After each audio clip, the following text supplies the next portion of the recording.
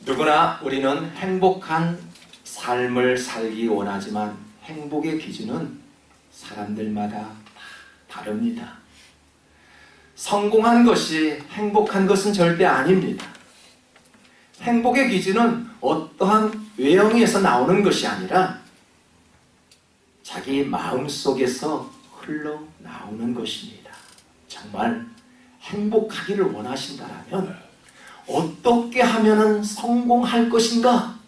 라는 질문이 아니라 어떻게 하면 행복해질 수 있을까라는 고민이 저와 여러분의 가정 속에 임하시기를 주님의 이름으로 축복합니다.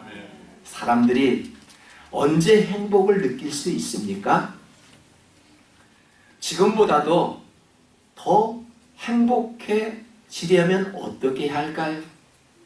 정말 행복한 사람들의 그런 특성이 무엇일까요? 많은 그런 고민들이 있습니다.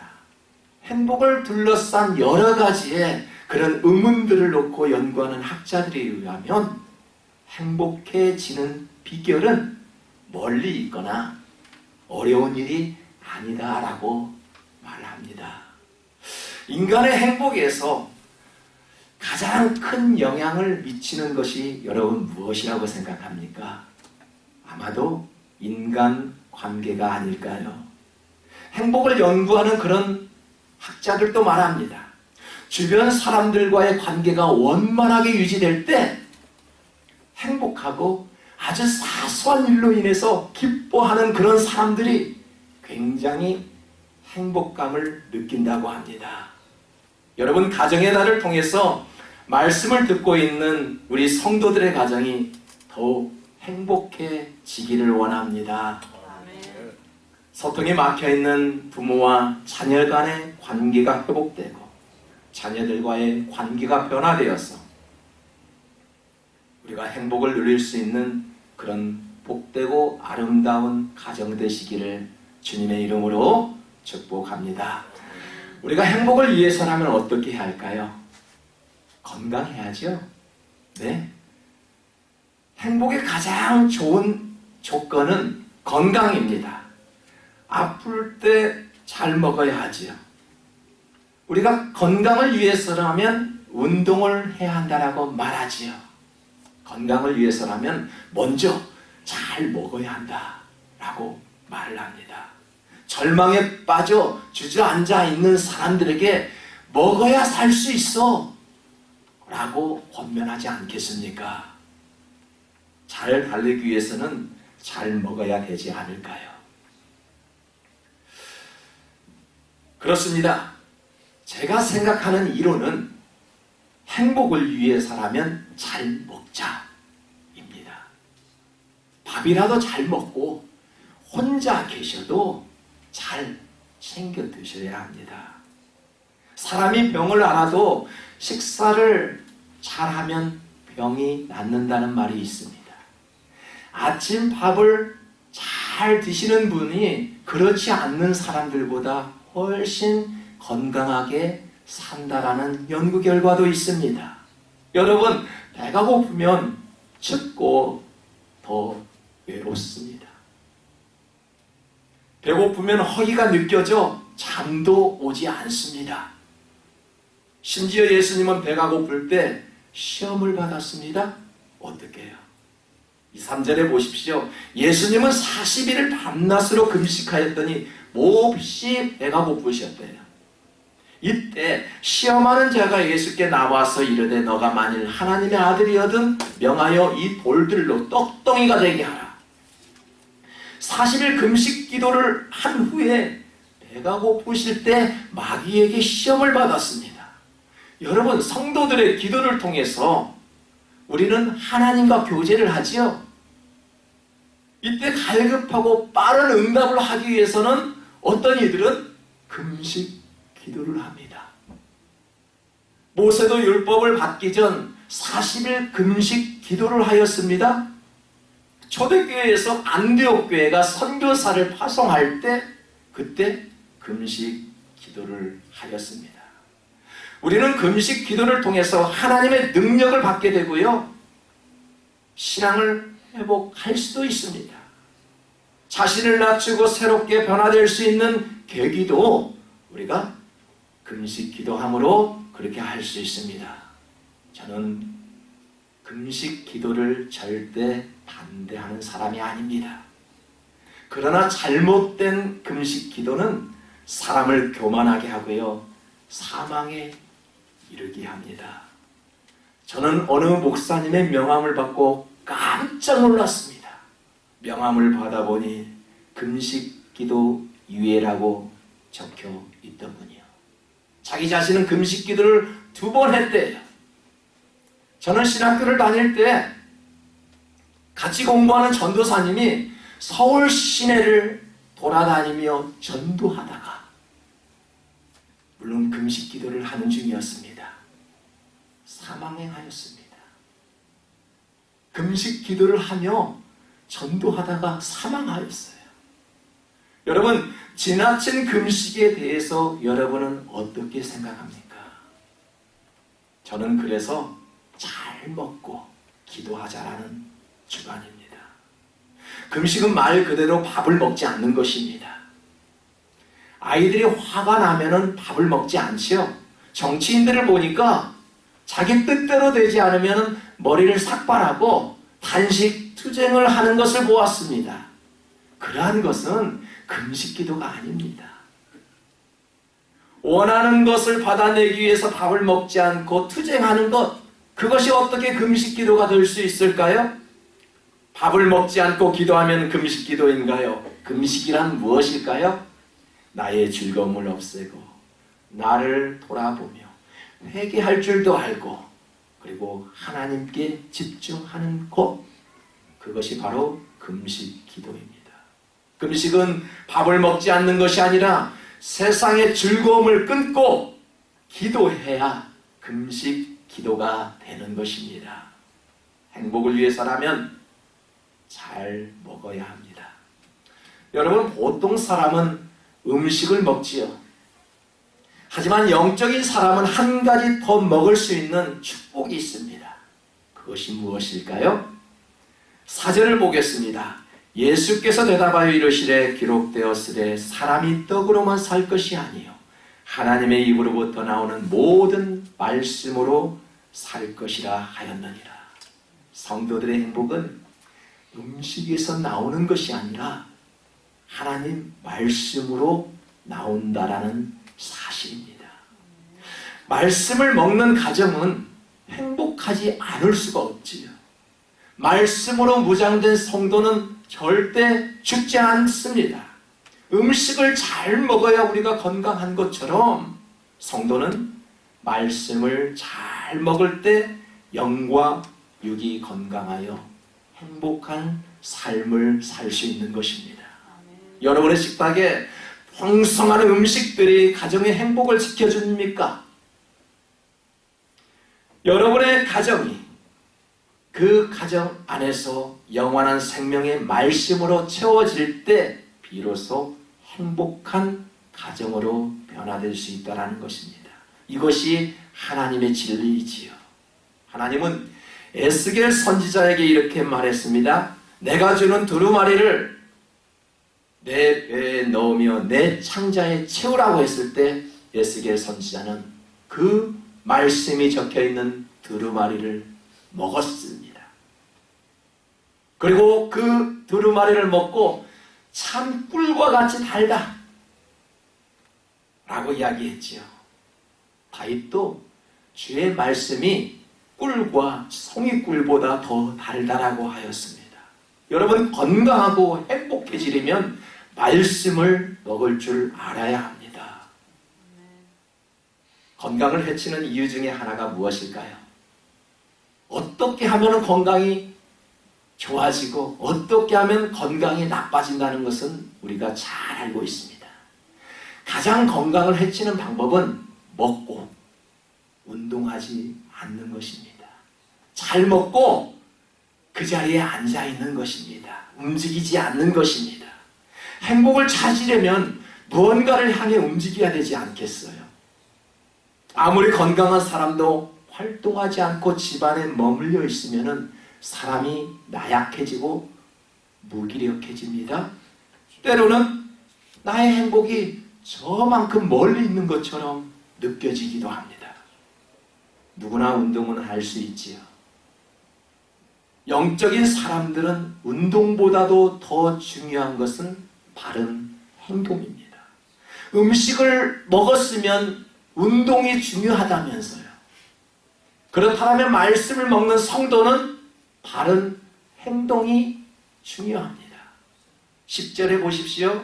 이에 예수께서 말씀하시되 사탄아 물러가라 기록되었을 때 주 너의 하나님께 경배하고 다만 그를 섬기라 하였느니라.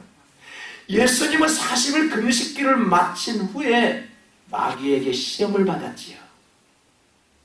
당신이 만일 하나님의 아들이거든 이 돌들이 떡이 되게 하라.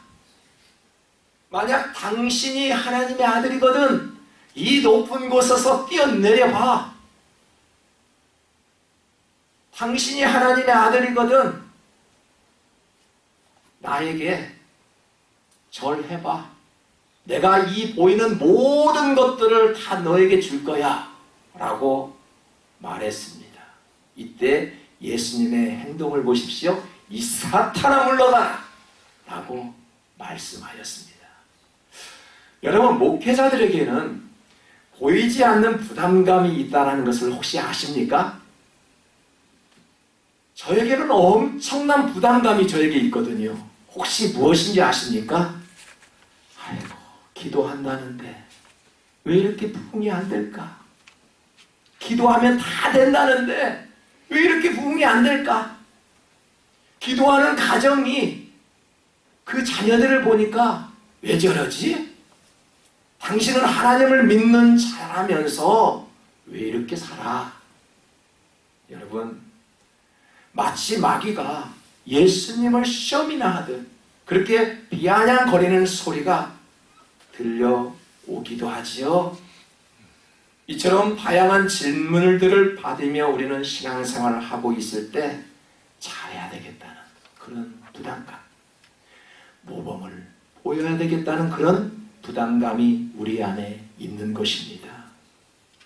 미국은 정말로 살기 좋고 놀기 좋은 나라, 그리고 신앙생활 하기가 너무나도 좋은 나라입니다. 우리가 성경책을 들고 다녀도 콧노래를 부르며 길거리를 다니며 찬양을 해도 간섭하지 않는 나라입니다. 붙잡혀 가지 않는 나라입니다. 큰 소리로 떠들며 길거리에서 전도를 해도 어느 누가 간섭하지 않는 좋은 나라입니다. 사실입니까? 이것이 사실입니까? 종교의 자유가 있긴 한데 종교의 정체성, 기독교의 정체성을 조금만 한번 드러내 보십시오. 위험한 나라가 아닌가요? 16세기에 종교개혁을 일으켰던 영국 런던에서는 이제는 평화를 해친다는 이유로 길거리에서 전도하는 어느 목사님을 붙잡았습니다.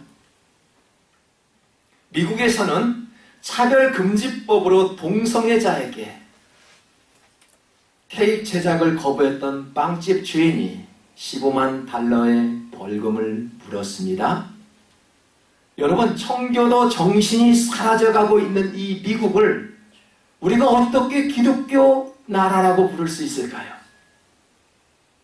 이런 혼란의 시대에 하나님은 이렇게 말씀합니다. 로마서 12장 2절에 보니까 너희는 이 세대를 본받지 말고 오직 마음을 새롭게 함으로 변화를 받아 하나님의 선하시고 기뻐하시고 온전한 뜻이 무엇인지 분별하도록 하라.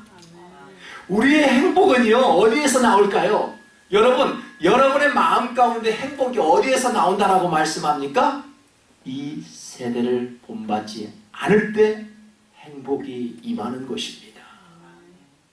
하나님의 기쁨이 어디에 있는지를 분별하여서 올바른 행동을 할 때 행복이 주어지는 것입니다.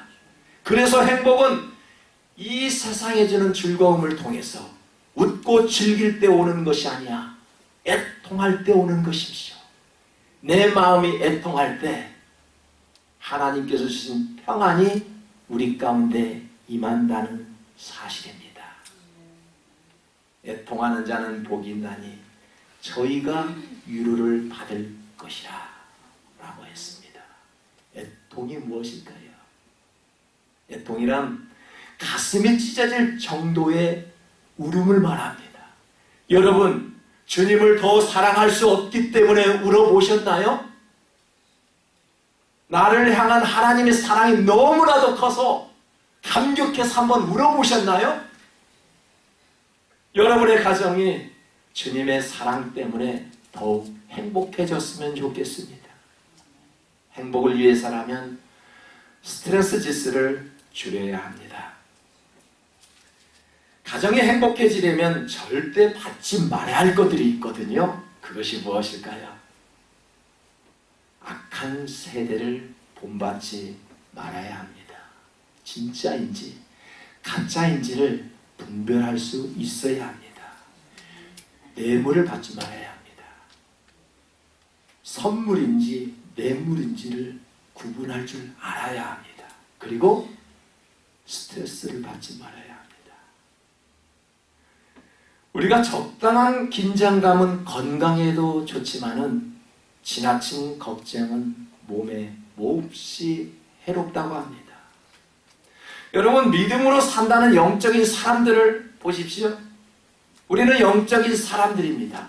우리는 스트레스를 받을 뿐만 아니라 또 하나 받는 것이 무엇일까요? 상처를 받습니다. 상처는 주지도 말고 받지도 말아야 하겠지만 자신도 모르게 상처를 주기도 하고 자신도 모르게 남들을 향해서 상처를 받기도 하지요. 그렇다면 우리에게 있는 이 상처, 어떻게 하면 상처를 없앨 수 있을까요? 얼마 전에 제 손에 약간의 상처가 났습니다. 이 상처를 어떻게 없을까 하고 집에 있는 연고를 발라주면서 살짝 부드럽게 문질러 주었습니다. 그랬더니 신기하게도요, 이 상처가 아물더군요. 상처를 없앨 수 있는 방법이 무엇이라고요? 간단하였습니다. 가볍게 문질러 주었습니다. 마찬가지입니다. 가족 간의 상처, 성도 간의 상처를 없애는 방법은 별거 아니더군요. 여러분, 만져주면 사라집니다. 내가 손 한번 먼저 내밀면은 그 상처는 아물게 되어 있습니다. 이것이 어렵습니까? 우리 신앙인들은 이것을 섬김이라고 말하지요. 섬김이 있는 곳에는 상처가 있을 수 없고요, 분열을 원하는 마귀가 도망치게 되어 있습니다. 본문 11절을 보십시오. 이에 마귀는 예수를 떠나고 천사들이 나와서 수종드니라. 하나님이 원하시는 것이 무엇일까요? 우리가 섬김을 통해서 섬김의 자리에는 천사들이 모이는 것이고요, 그 천사들이 모일 때 마귀는 떠났대요. 섬김이 없는 자리는 마귀가 들끓게 되어 있다는 사실입니다. 여러분, 결국 마귀는 물러가고 천사들이 예수님을 수종하는 것처럼 성도는 신랑 되신 예수님을 섬길 때 그곳이 교회예요. 그곳이 가정이 되는 것입니다. 그리스도인들은 섬김을 통해서 행복을 발견하게 됩니다. 주는 것이 받는 것보다 더 행복하대요. 복이 있다라고 성경을 그렇게 말합니다. 여러분, 주변의 사람들을 한번 보십시오. 늘 도움만 받고자 동생처럼 행동하는 사람이 있는가 하면, 어떻게 하면 내가 좀 더 도와줄 수 있을까라고 생각하는 형님과 같은 사람이 있습니다. 어떻게 하면 더 많이 받아 낼까 하는 불평과 아쉬움이 있는 사람이 있는가 하면 어떻게 하면 좀 더 주지 못해서 마음 아파하는 사람이 있다라는 것입니다. 연합하려고 애를 쓰는 사람이 있는가 하면은 어떻게 하면 매사에 핑계를 대는 사람도 있습니다. 여러분, 행복은 닫는 사람이 아닌 여는 사람에게 오지요. 입은 닫고 귀는 좀 열어야 합니다. 들을 수 있는 귀는 열어야 합니다. 예수님이 내 마음 안에 들어올 수 있도록 이 마음을 좀 열어 놓아야 하겠지요. 마음의 문, 기도의 문도 열어야 합니다. 그리고 또 한 가지, 베풀 수 있는 지갑도 열 줄 알아야 합니다. 사랑하는 성도 여러분, 건강과 행복을 지키기 위해서라면 음식을 잘 먹는 것처럼 우리는 말씀도 잘 먹어야 합니다. 건강한 사람은 아프지 않는 사람이 아니라, 상처받지 않는 사람이 아니라 말씀으로 바로 서서 무엇이 옳은지를 판단하여 바르게 행동할 줄 아는 사람입니다. 그런 사람이 저와 여러분이 되어서 아름답고 행복한 가정 안에서 예수님을 잘 섬겼더니 많은 결실을 맺는 그런 행복한 사람들이 되시기를 주님의 이름으로 축복합니다.